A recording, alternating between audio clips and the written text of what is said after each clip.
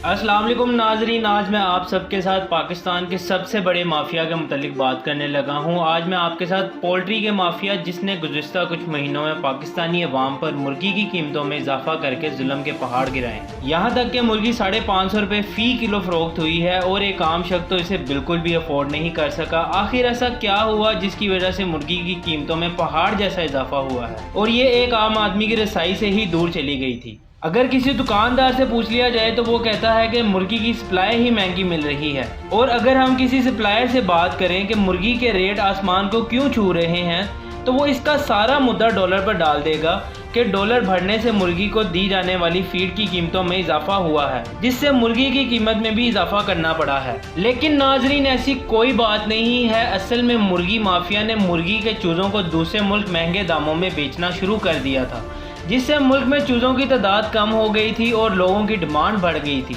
इस माफिया ने 91 रुपये में मुर्गी के चूज़ों को दूसरे मुल्क में बेचना शुरू किया। लेकिन जैसे ही हुकूमत ने इस पर एक्शन लिया और वही चूज़े सिर्फ 51 रुपये में दूसरे मुल्क भेजने का फैसला किया तो इस मुर्गी माफिया ने फिर कहीं जाकर मुर्गी का रेट कम किया और कुछ ही दिनों में मुर्गी 350 रुपये फ़ी किलो तक आ गई। नाजरीन, ये एक ऐसा माफिया है कि ये जब चाहे और जितना चाहे रेट बढ़ा और गिरा सकता है।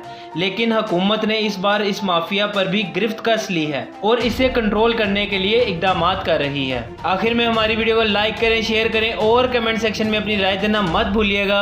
और जिन दोस्तों ने अभी तक हमारे चैनल को सब्सक्राइब नहीं किया वो इसे सब्सक्राइब करें और साथ ही बेल आइकन को प्रेस कर दें ताकि हमारी हर वीडियो आप तक बआसानी पहुंच सके। बहुत शुक्रिया।